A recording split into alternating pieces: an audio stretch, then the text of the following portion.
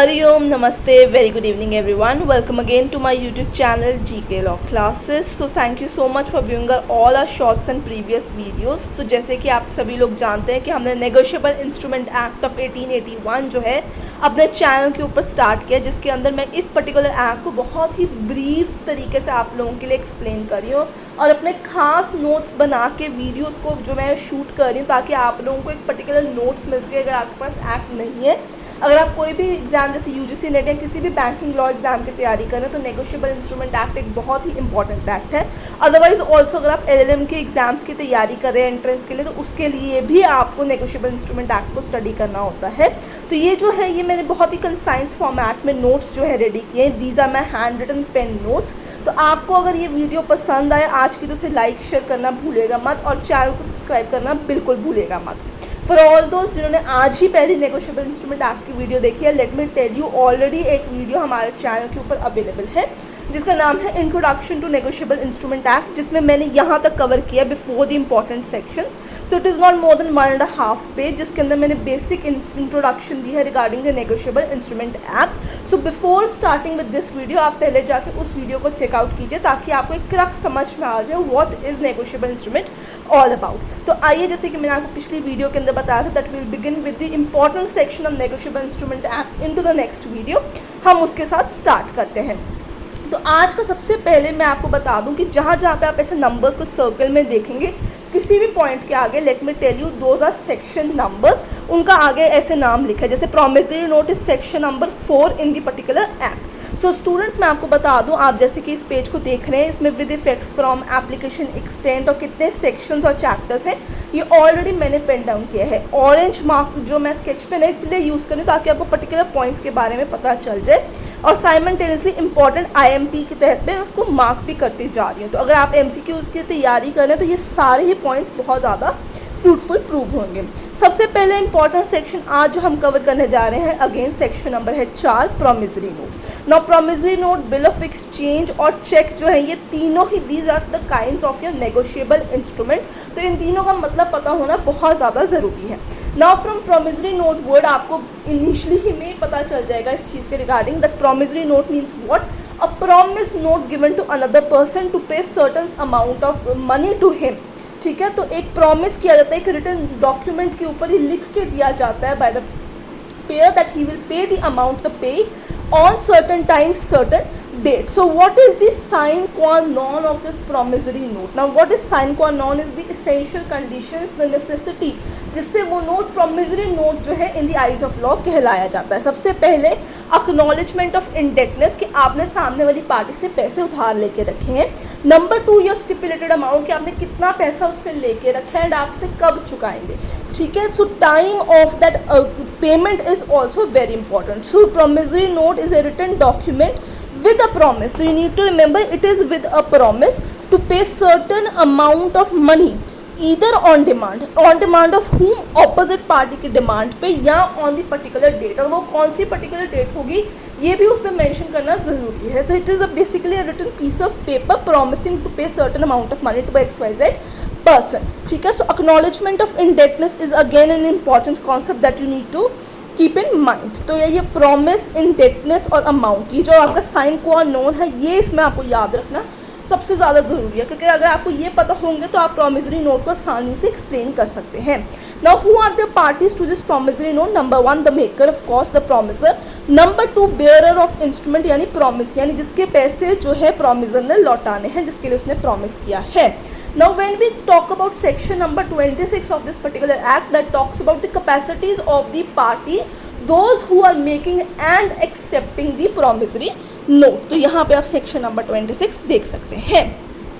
So what are the capacities who can make this promissory note? उसकी capacity contract act के अंदर specifically जो है mention की गई है that he must have been a sound mind। तो ये उनकी क्राइटेरिया है एंड एज जो है उसकी मेजर होनी चाहिए, 18 साल या उससे ऊपर की होनी चाहिए।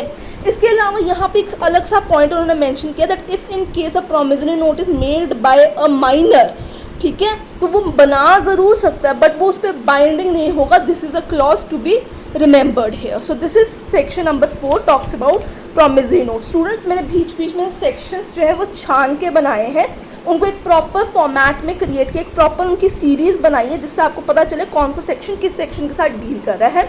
सो डोंट गेट कंफ्यूज, मैंने जहाँ पे नंबर्स मार्क किया उससे आपको पता चल जाएगा that we are talking about section numbers.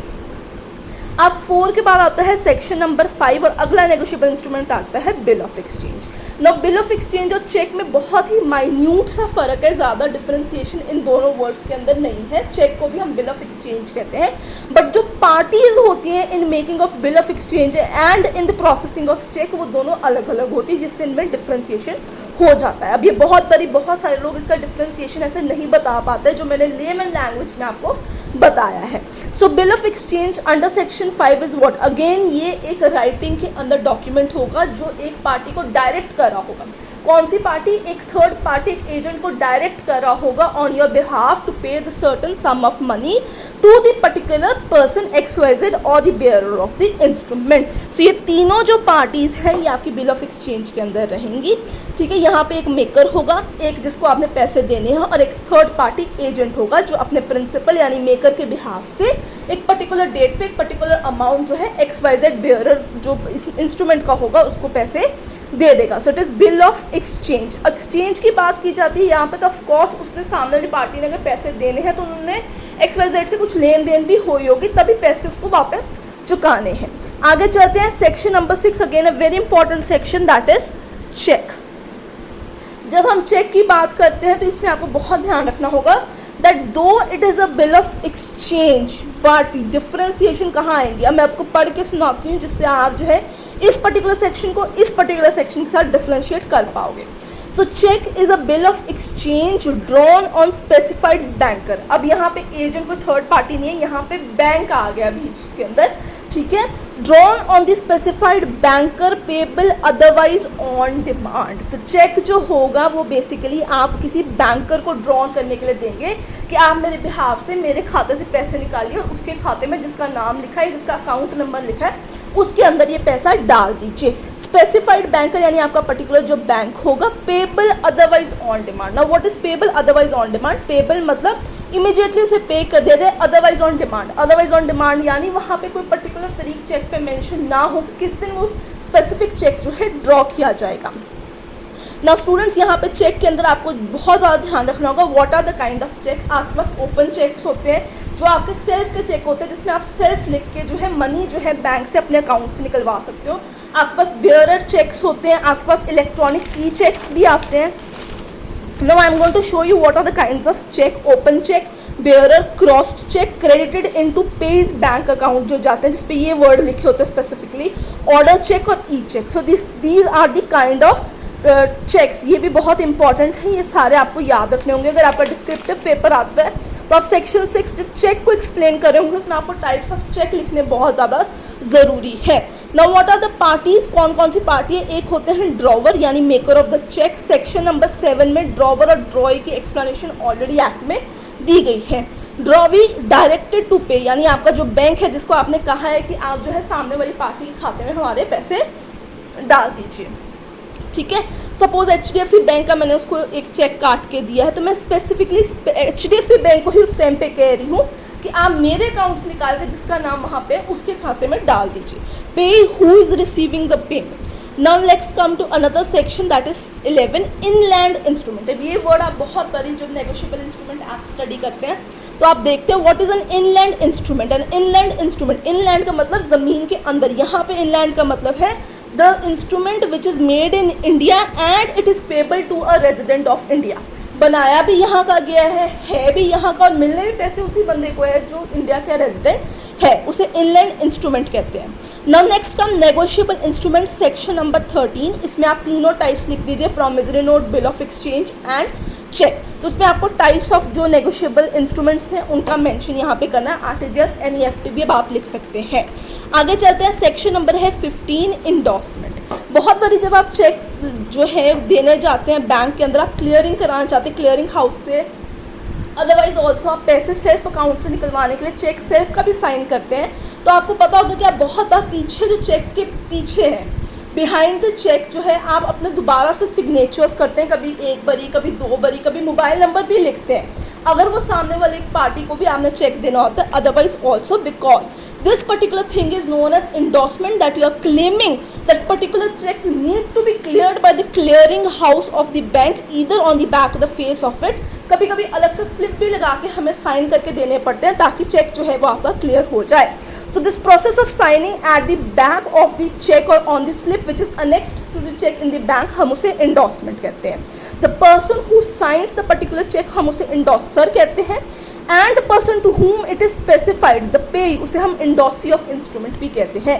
Section number है 16। ये इकट्ठा यहाँ से पार्ट शुरू होगा endorsement 15 से and it will wind up till here endorsee of the instrument section number 16। So I hope student आपको आज की वीडियो के अंदर सारे पॉइंट्स और सेक्शंस जो है वो समझ में आ रहे हैं। अगर वीडियो पसंद आ रही है तो लाइक शेयर कर दीजिए और चैनल को सब्सक्राइब करना बिल्कुल भी भूलिएगा मत। आइए आज की वीडियो के एंड की तरफ हम प्रोसीड करते हैं और अगला सेक्शन है 20 नंबर। मैंने यहाँ पे सारे इंपॉर्टेंट सेक्शंस ही कवर किए हैं, अननेसेसरी अनवांटेड सेक्शन जिसमें से क्वेश्चंस नहीं आते उनको कवर नहीं किया। बहुत ही इंपॉर्टेंट और जिसमें मेजॉरिटी क्वेश्चंस आते हैं उन्हीं को कवर किया है। आप एज इट इज़ उनके नोट्स भी पेन डाउन कर सकते हैं। Now let's go for section number 20 that is invoke stamped instruments. Now here you need to remember कि वो वाले stamped instruments की बात करें जो incomplete है, blank है, unfilled है, जिस पर तारीख नहीं डाली गई पर्टिकुलर इंस्ट्रूमेंट के ऊपर, उनको हम इनकम्प्लीट स्टैम्प्ड इंस्ट्रूमेंट कहते हैं। ठीक है, बहुत बड़ी हम ब्लैंक चेक साइन करके दे देते हैं। What is that? It is just an incomplete stamped instrument. बहुत बड़ी चेक्स पे जो है आपकी डेट गलत डली होती है, डली नहीं होती, चेक रिटर्न्स हो जाते हैं on warrant of what that these are incomplete stamped instrument. Section number है आपका 20। 21 again it's a very easy thing. अगर आपको किसी भी इंस्ट्रूमेंट पे एट साइट या ऑन प्रेजेंटमेंट, ये दोनों वर्ड्स में से कोई भी वर्ड देखने को मिल जाते हैं, ऑन प्रेजेंटमेंट, एट साइट, तो इसका मतलब क्या है? इसका मतलब है ऑन डिमांड। जब मांगा जाएगा तब उसको वो चीज़ पे कर दी जाएगी। स्पेसिफिकली ये वर्ड प्रोमिसरी नोट और बिल ऑफ एक्सचेंज के कॉन्टेक्स्ट में सेक्शन नंबर 21 में आपको अवेलेबल हो जाएंगे। Now maturity of A negotiable instrument, when will it mature. Section number है 22। अगर कोई भी डेट स्पेसिफाई नहीं की जाती उस पर्टिकुलर इंस्ट्रूमेंट में टू बी पेड, देन जिस दिन वो पर्टिकुलर इंस्ट्रूमेंट बनाया जाएगा उसके तीसरे दिन ही वो आपका इंस्ट्रूमेंट मैच्योर हो जाएगा, उसके बाद ख़त्म उसकी कहानी। नेक्स्ट है number 46 delivery. So the making acceptance और इंडोर्समेंट इज कम्प्लीटेड। कब आपका वो इंस्ट्रूमेंट बनाना, उसका एक्सेप्टेंस करना या उसकी इंडोर्समेंट कब कंप्लीट मानी जाएगी? Again important 46 number section. तो कब मानी जाती है डिलीवरी? उसने बताया कि जब आप उसको दे देंगे, हैंड ओवर कर देंगे, तभी कंप्लीटेड होती है। और कंप्लीट करने के तरीके होते हैं दो, एक्चुअल डिलीवरी और constructive delivery. Usually actual delivery he in the eyes of law valid मानी जाती है। नेक्स्ट आते हैं चेक क्रॉस जनरली 123। सो ये मैंने एग्जांपल उसकी बनाई हुई है यहाँ पे। चेक क्रॉस जनरली, बहुत बड़ी चेक्स के ऊपर डबल ऐसे पैरेलल लाइंस बनी होंगी या ऐसे लिखा होगा अकाउंट पे टू स्पेसिफाई कि सिर्फ इसी पर्टिकुलर पर्सन को ये पैसे मिलेंगे और कोई दूसरा से यूटिलाइज नहीं कर पाएगा। ठीक है स्टूडेंट्स। नेक्स्ट आते हैं 82 डिस्चार्ज फ्रॉम लाइबिलिटी। कब नेगोशिएबल इंस्ट्रूमेंट का मेकर जो है, एक्सेप्टर, इंडोर्सर है, उसे उसकी लाइबिलिटी से डिस्चार्ज कर दिया जाता है? When that particular deal is cancelled by release और by the payment via instrument, तो डिस्चार्ज हो जाती है फ्रॉम लाइबिलिटी। इसके अलावा लास्ट पॉइंट आज की वीडियो का है section number 118 presumption as to negotiable instrument. So हम क्या प्रिज्यूम करते हैं इन दिस पर्टिकुलर एक्ट कि अगर consideration as to date, time of acceptance, time of transfer, order of endorsement as to stamp या holder is called holder in due course, तो हम ये सारी चीज़ों को वैलिड मान ले जाते हैं unless and until it is disapproved in the court. ठीक है, तो अगर डेट उस पर लिखी है XYZ तो कोर्ट यही जब्त करेगा कि XYZ को ही पेमेंट होनी थी जब तक उसका रिबट नहीं आता है। सो स्टूडेंट्स टिल टुडे आज हमने यहाँ तक ये सारी चीज़ों को कवर किया है। आप देख सकते हैं 4 से हमने स्टार्ट कर कुछ मेजॉरिटी सेक्शंस मैंने आपके लिए कवर कर दिए हैं, टिल हमने कवर किया है 123 तक। आई होप आपको आज की वीडियो पसंद आई हो। नेक्स्ट टाइम हम डिसऑनरिंग ऑफ चेक जो है 138 वेरी इंपॉर्टेंट डिस्कस करेंगे। So don't forget to hit like, share and subscribe button.